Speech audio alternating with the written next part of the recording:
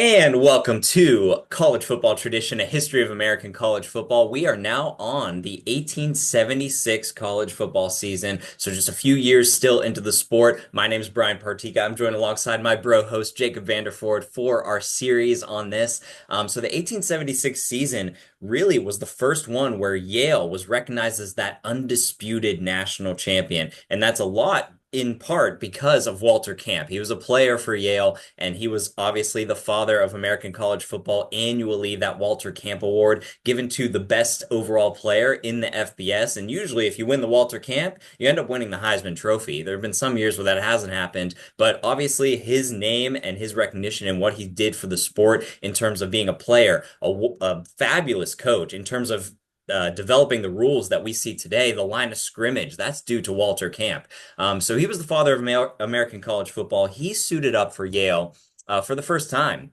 So he eventually would coach his alma mater, but this was just an absolute banger of a season for these Ivy League institutions. So we've seen Princeton and Yale kind of go back and forth, claim some titles together in the same years. Sometimes it was just Princeton. But after Princeton's 3-0 start, they start with wins over Penn twice and Columbia. And then Yale started 1-0 with a victory over Harvard. The Princeton-Yale matchup of 1876 lined up to be a good one and kind of a de facto national championship game, if you will. That contest was played on Thanksgiving Day, a traditional day that this game was being played at St. George's Cricket Club, and that's in Hoboken, New Jersey, where a lot of these games were played because it was kind of a neutral ground for both teams. The game was probably played between 3 and 3:30 p.m. due to the lack of field lights and a good time of the day for people to get in. But Jacob, what were some of the things that you recognized about this game, which ended up being a victory for Yale? Yeah, I mean this is also interesting to me. I feel like the fact that it was played from 3 to 3:30, knowing that at the time there weren't those field lights. Today, that is a staple of college football. You look around the country, you look at all these massive stadiums, monstrous stadiums. Kyle Field, Memorial Stadium at Nebraska. You look at Neyland Stadium in Tennessee. None of those things were around at this time, folks. We're looking at a cricket club field in Hoboken, New Jersey, where a lot of you folks aren't probably going to go. I'm sorry to you folks who live in Hoboken, New Jersey, that are our listeners. I'm sure it's a beautiful place. Just saying, this was not a place that today a lot of us would play football, and so I think that's really interesting. Having that neutral site is also really interesting, as today we have those home field advantages with our rivalries and things like that.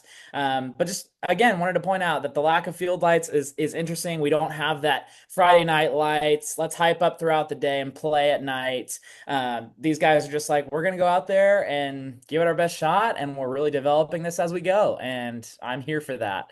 I think one of the things that stood out to me about this game specifically was a play that happened between Walter Camp and Odie Thompson. So basically, what was happening? The Walter Camp was running down the field, was about to score. And he ended up throwing the ball. A forward pass this is the first ever recorded moment for this forward pass in the history of college football. Part of the reason why Walter Camp was deemed kind of that father of American football, but he threw the ball forward to Odie Thompson for a touchdown. And this was disputed between both of those teams, between Princeton and Yale.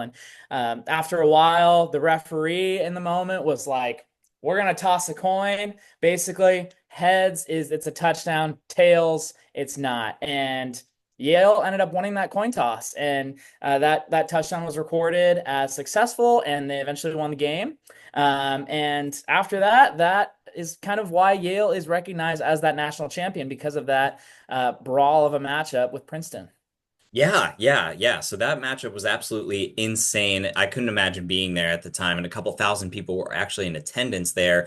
So we saw those numbers continue to get bolstered up. But this was that undisputed national championship for the Bulldogs, and it reigned in an absolute dynasty that would continue into the 1880s for the Yale Bulldogs. So another unblemished recognition that we want to shout out, because Yale was undefeated, but there was another team that went undefeated 1-0 in 1876, and that was Rutgers. They had one victory in in the 1876 season, and that victory was over Stevens. So Stevens was playing a lot of Yale and Harvard and Columbia, those types of schools.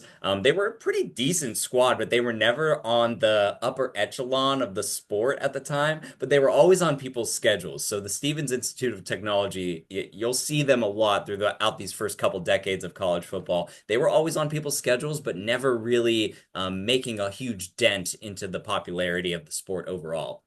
What So was the other team that was always kind of yeah. out there, but like you didn't really know what they were? It was like Canadian something or other. Oh, the Canadian All-Stars, and then you had McGill up Yeah. in Canada too. So you Oh, had a couple. McGill, yeah. Yeah, McGill constant. That was Harvard's first game a couple of years back from this. I'm Yeah. surprised that Canada isn't like part of college football today then because that history of like, oh, the Ivy League schools playing the Canadian schools, they probably just moved it down to as things were expanding westward, they just moved that out there. But it's so interesting that like there's not a college in Toronto since it's so close to the border of New York, Michigan, those types of places. Like that would be an easy schedule there. I don't know. I think that would be really fun. I think so too, and I want to see the University of Toronto in the Big Ten. That's what Yeah, preach it. Put it in the Big Ten. You're so right because it's very interesting as we see these programs develop when they eventually die down, and we'll get into that in a couple decades from now. From now of where we're at with 1876. Another interesting tidbit: the only other Power Five program outside of Rutgers to develop their program at the time, Northwestern. This was their first year of college football. They played one game, and that was against, I believe it was Chicago Football Club. They lost that game. Chicago Football Club is not something that recognizes really much of this season. You can't find any information on that team that Northwestern lost to, but Northwestern over in Illinois was starting their play as well.